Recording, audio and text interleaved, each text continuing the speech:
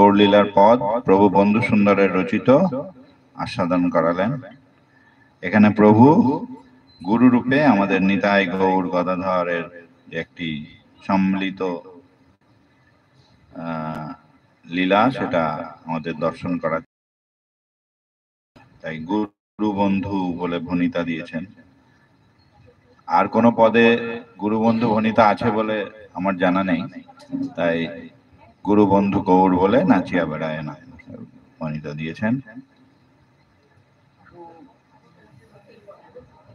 যাই হোক, আমরা এখন অনুষ্ঠানে এগিয়ে যাব। এখন আমরা শুভ্রাদির কাছে কথা শুনবো, কিন্তু তার আগে আমাদের নিত্য হরিকথা, প্রভুর রচিত অপ্রাকৃত গ্রন্থ হরিকথা থেকে পাঠ হয়, অশোকদা করেন, তার কণ্ঠস্থ আছে। তো আজকেও আমরা হরিকথা থেকে একটি পদ প্রভুর লেখা শুনবো, তারপরে শুভ্রাদির বক্তব্য শুনবো। প্রভু মূলত তিনখানা গ্রন্থ লিখেছিলেন, এক হচ্ছে চন্দ্রপাঠ, এক হচ্ছে হরিকথা, আরেক হচ্ছে ত্রিকাল গ্রন্থ। ঢাকার রামসাহবাগে বসে 10 দিন বন্ধ অবস্থায় প্রভু এই হরিকথা গ্রন্থ রচনা করেছিলেন। 10 দিন দরজা থেকে বেরোননি, কোনো জল পর্যন্ত খাননি। যাই হোক, এই হরিকথা প্রভু প্রথমে লিখেছেন যে হরিকথা মহাগ্রন্থ। এই মহাগ্রন্থ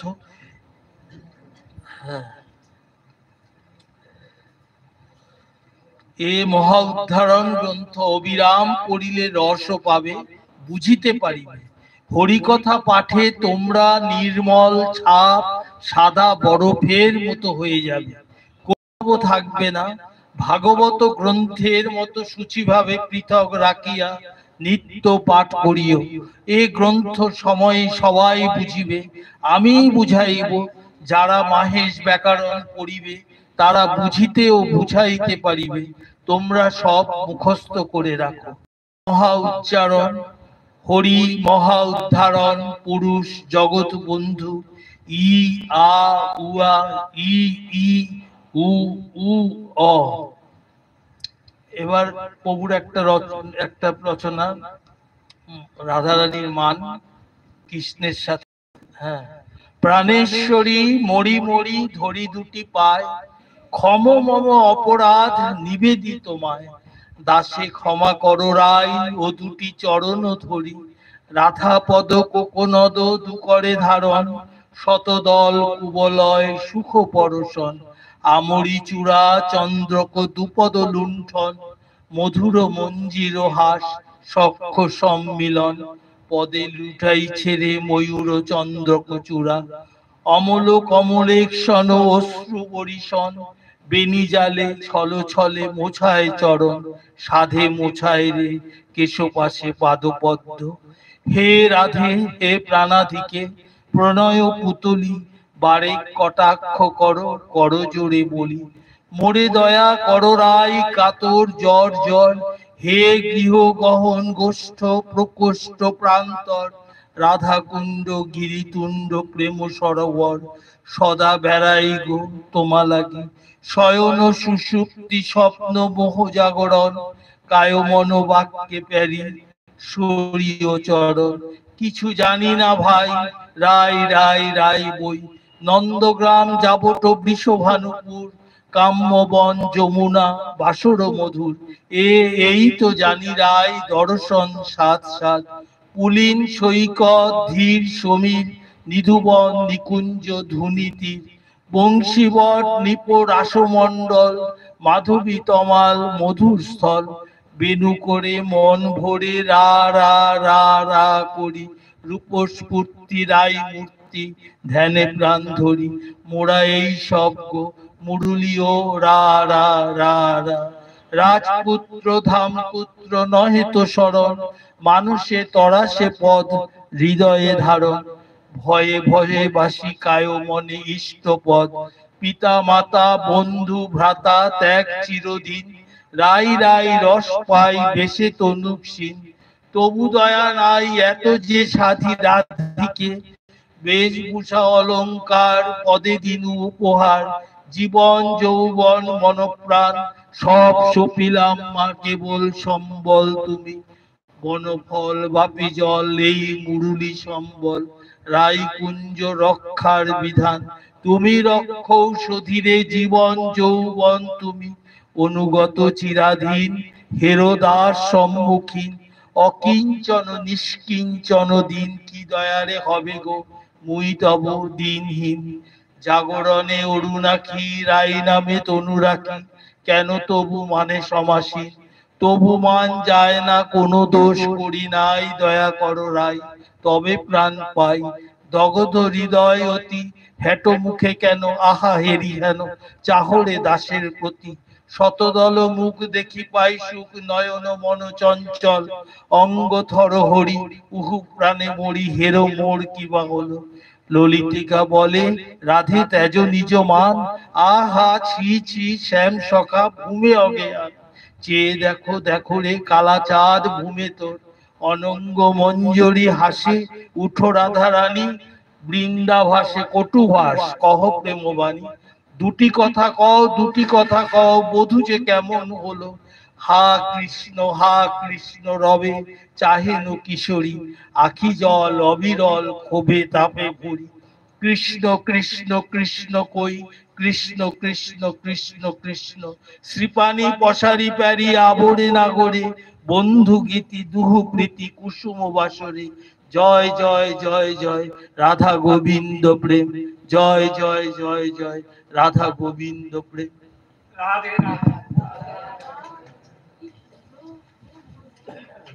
আসলে বইটা দিয়েছে, বইটা যদি না ধরি তাহলে আমার অহংকার হয়ে যাবে, এই জন্য বইটা হাতে ধরি। আমাকে লিখে দিয়েছে, আর লিখে দিয়েছে অশোক রত্নার করকমলে এই বইটা দিলাম, নিত্য একটু পাঠ করা করত। আগে এই এই প্রভুর যে মানলীলা, রাধা গোবিন্দের মানলীলা সম্বন্ধে একটু বলার ইচ্ছা আছে, কিন্তু আগে সুব্রতী বলে নিন, পরে।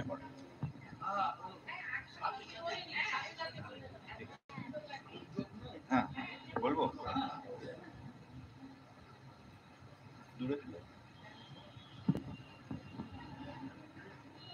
জয় জগৎ বন্ধু, এগুলো খুব নিগুড় কথা, আমার বলার অধিকার কিনা জানি না, কিন্তু গুরুদেবের গ্রন্থ অবলম্বনে বলছি। বারবারই মানলীলার সম্বন্ধে বলতে গিয়ে গুরুদেব বলছেন রাধা গোবিন্দের গোপীদের সাথে যে লীলা সেটা বোঝা খুব কঠিন, তার মধ্যে মানলীলা বোঝা আরো কঠিন। কেন এই কথা বলছেন?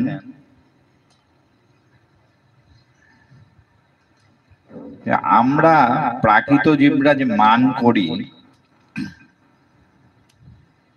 সেগুলো বেশিরভাগ সময় আমাদের কিছু একটা ইচ্ছা বা কিছু একটা অভিলাষ থাকে, যেটা পূর্ণ না হলে মনের মধ্যে মানের সঞ্চার হয়। প্রভু বলছেন রাধা গোবিন্দের মান লীলা কিন্তু এরকম নয়। প্রভুর কঠোর ব্রহ্মচর্য প্রচার করতেন তার বালক ভক্তদের মধ্যে, এবং তাদের যে মধ্যে যে শ্রেষ্ঠ বা লিডার বলা যায়, প্রভু যাকে নির্ধারণ করেছিলেন আপনারা সবাই জানেন যারা প্রভু লীলার সাথে পরিচিত, তার নাম ছিল রমেশচন্দ্র।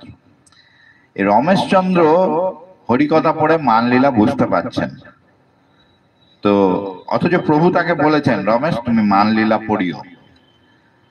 দেখুন, যিনি কঠোর ব্রহ্মচারী, যাকে প্রভু কঠোর ব্রহ্মচর্য ব্রত দিয়েছেন, তাকে প্রভু মান লীলা পড়তে বলেছেন। তার মানে প্রাকৃত মানের সাথে প্রাকৃত নায়ক নায়িকার মধ্যে যে মান হয়, এর থেকে বোঝা যায় এই মানের কোনো সম্পর্ক।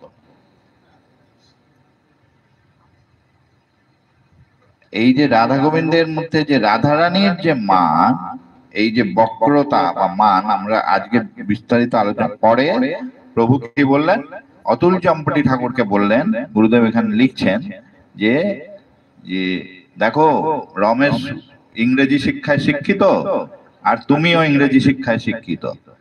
ইংরেজি যারা শিক্ষা করে তারা প্রায় তার্কিক হয়। হ্যাঁ, তর্কটা বুদ্ধির ফল, অনুভূতির ফল না। তো চম্পটি তোমার একটু বোধি জন্মিয়েছে, তুমি রমেশকে মানলীলা বোঝাও। হ্যাঁ, এবং তখন রমেশ চন্দ্রকে চম্পটি ঠাকুর হালকা করে মানলীলা বোঝালেন। তো তার যে মূল কথাটা আমি সংক্ষেপে, কারণ বিস্তৃত আলোচনার সুযোগ নেই, যাদের এই সম্বন্ধে জানার ইচ্ছা মহানামৃত প্রবন্ধাবলী পড়বেন, 166, 67, 68 পাতা এরকম কাছাকাছি এই আর্টিকেলটা, এখানে মানলীলা নিয়ে গুরুদেব বিস্তৃত আলোচনা করেছেন। তো মূল ব্যাপারটা হচ্ছে এই রাধারানী যে মান করছেন, এই মানটা কিন্তু মান হয়েছে বলে মান করছেন, লীলার বিস্তারের জন্য মান করছেন। রাধারানী সবকিছুই যেগুলো মনে হয় কুটিল বক্রতা কেন করছেন, বা শ্রীকৃষ্ণ যে বিপক্ষ সখীদের কাছে যাচ্ছেন, চন্দ্রাবলীর কাছে যাচ্ছেন, বা চন্দ্রাবলী, এই যে চন্দ্রাবলী তিনি রাধারানীর অংশ, এই পুরো ব্যাপারটা কিন্তু একটা লীলা অভিনয় হচ্ছে। কারণ রাধা কৃষ্ণের মধ্যে প্রেম যেটা, সেটা নিকর্ষ আস্বাদনের জন্য, আরো উচ্চ স্তরে প্রেমটাকে নিয়ে যাওয়া যায়। প্রেমের স্বাভাবিক গতির থেকে প্রেমটা যখন বক্রতা প্রাপ্ত হয় বা বাধা প্রাপ্ত হয়, হ্যাঁ, তখন এই যে শ্রীকৃষ্ণ রাধারানী যে কতগুলো অবস্থার মধ্যে থাকেন, যেমন বিপ্রলব্ধা, খণ্ডিতা, কলহন্তারিতা, তিনি যে মান করেন, অসুয়া করেন, এই সব কিছু হতো না যদি না চন্দ্রাবলী থাকতো।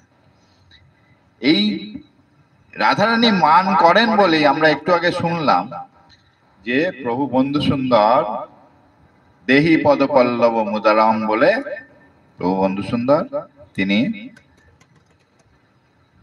কীর্তন করছেন।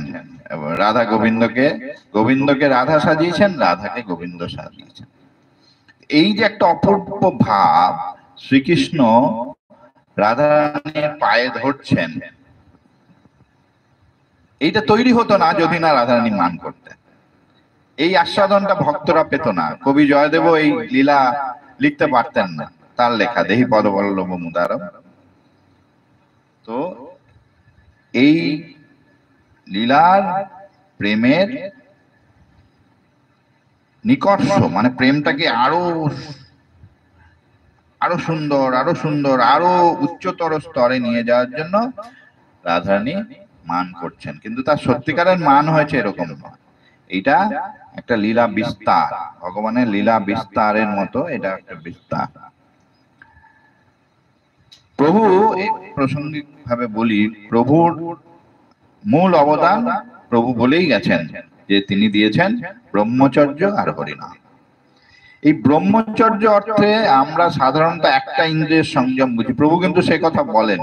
গুরুদেব লিখছেন যে ব্রহ্মচর্য বলতে প্রভু বুঝিয়েছেন মানব ধর্ম।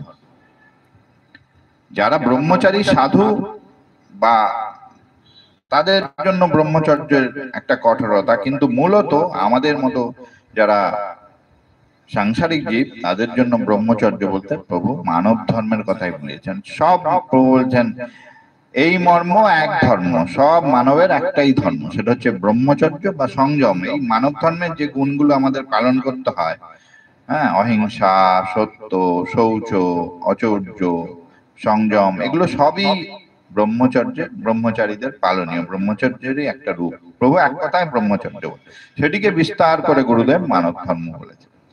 এবং এই মানব ধর্মের তলায় সমস্ত পৃথিবীর মানুষ কিন্তু আবদ্ধ হতে পারে। এখানে কোনো জাতিভেদ, জাতি, কুল, ধন, রত্ন কোনো কিছুর বিচার না। প্রভু বলেছেন আমি দুইটি জাতি মানি, একটি মহাজাতি আর অপজাতি। যারা হরিনাম করে, ঈশ্বরে বিশ্বাসী, তারা মহাজাতি, বাকিরা অপজাতি। এবং প্রভু যে বলেছেন শুধু সেটা তিনি করে দেখিয়েছেন। ডোম বুনো বাগদি সবার মধ্যে গিয়ে তিনি মিশেছেন, তাদের সাথে থেকে তাদের হরিনাম দিয়ে তাদের উদ্ধার করেছেন।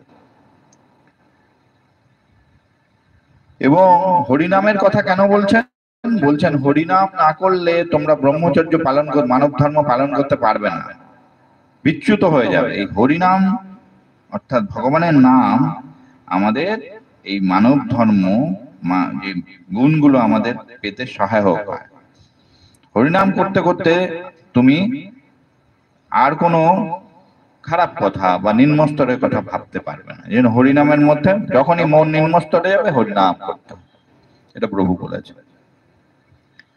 আবার যারা লীলা আস্বাদন করতে যায় তার জন্য হরিনামের অপূর্ব ব্যাখ্যা, এটা যে রাধা গোবিন্দের মধ্যে আলাপ, সেটাও প্রভু বলেছেন। এগুলি হচ্ছে প্রভুর মূল অবদান, হরিনাম আর ব্রহ্মচর্য। ব্রহ্মচর্য হচ্ছে মানব ধর্ম, হরিনাম বলতে হরিনাম কীর্তন এবং হরিনাম জপ, এবং জপের মধ্যে সেই এটি রাধা গোবিন্দের আলাপ। এইভাবে যে রাধা কৃষ্ণকে ডাকছেন কৃষ্ণ কৃষ্ণ রাম রাম বলে, আর কৃষ্ণ রাধারানীকে ডাকছেন হরে হরে, এই আলাপের মধ্যে লীলা আস্বাদন, রাধা গোবিন্দের মিলনের লীলা আস্বাদন। প্রভু যখন প্রথম ব্রহ্মচারী হলেন তখন যে আমরা শুনলাম প্রভু রাধা গোবিন্দের বাড়ির সেবা নিজের হাতে নিলেন, এবং রাধারানীকে কখনো গোবিন্দ সাজাতেন, গোবিন্দকে রাধারানী, আর সেজে হাতে তালি দিয়ে বলতেন দেহি পদমূল্লব মুদারম দেহি পদ। এই যে প্রভু বলতেন তখন প্রভুর মনের ভাবটা কি ছিল আমরা তো জানি না, আমরা কেউই জানি না। গুরুদেব লীলা দর্শন করে তিনি লিখেছেন। কি বলছেন? বলছেন এই যে মান লীলার কি নিকর্ষ সেটা গুরুদেব বলছেন, যে দেহি পদপল্লব যখন মুদারম প্রভু বলছেন তখন প্রভু সেই লীলা দর্শন করে চিন্তা করছেন যে মানের ভাবে রাধারানী মান করেছেন বলে শুধু শ্রীকৃষ্ণের কথাই ভাবছেন, আর কোনো কিছু ভাবছেন। ভাবতে ভাবতে রাধারানী শ্রীকৃষ্ণ হয়ে গেছে, আর শ্রীকৃষ্ণ মানিনী রাধারানীর কথা ভাবতে ভাবতে যখন এসছেন তিনি রাধাময় হয়ে গেছে। এই জন্য রাধাকে কৃষ্ণ সাজাচ্ছেন, কৃষ্ণকে রাধা। আর এই যে হরিকথার পদ যেটি অশোকদা পড়লেন, প্রাণেশ্বরী মরি মরি ধরি দুটি পায়, ক্ষম মম অপরাধ নিবেদিত মায়, দাসে ক্ষমা কর রায় ও দুটি চরণ ধরি। তারপর কি বলছেন? রাধা পদ কোকনদ দু করে ধারণ, শতদল কুবলয় সুখ পরশন। এই কথাটার মানে হচ্ছে যে শ্রীকৃষ্ণ যখন রাধারানীর চরণে ধরছেন, শ্রীকৃষ্ণ রাধারানীকে ধরছেন, রাধারানীর পদটা ছিল, তার চরণ ছিল কোকনদ অর্থাৎ রক্তপদ্মের মতো, কিন্তু শ্রীকৃষ্ণের কথা ভাবতে ভাবতে সেই চরণটা কুবলয় অর্থাৎ নীল পদ্ম হয়ে গেছে। আর শ্রীকৃষ্ণের হাত, তিনি রাধারানীর কথা ভাবতে ভাবতে তিনি নীল পদ্ম ছিলেন কিন্তু তিনি শতদল সাদা পদ্ম। তাই বলছেন শতদল কুবলয় সুখ পরশন। মানের ভাবে রাধারানী শ্রীকৃষ্ণকে এত মান করেছেন বলে তার কথা এত চিন্তা করছেন যে তিনি শ্রীকৃষ্ণ হয়ে গেছেন, আর শ্রীকৃষ্ণ রাধারানীর কথা ভাবতে ভাবতে কৃষ্ণ হয়ে গেছে। এই শতদল কুবলয় সুখ পরশন কথা গুরুদেব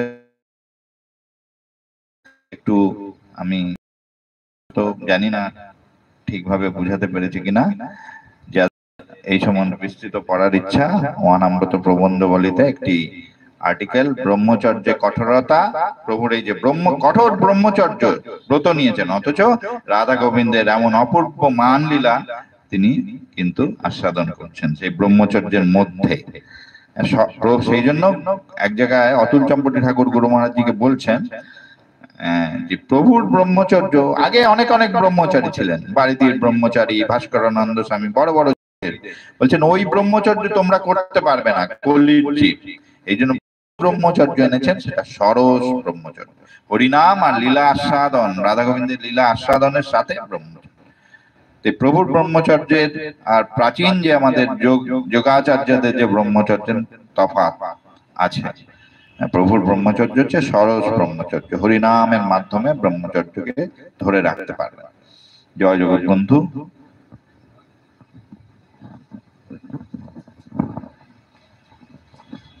এখন আমরা শুভ্রাদি আমাদের মধ্যে আছেন, খুব ভালো বলেন, বক্তাও, এবং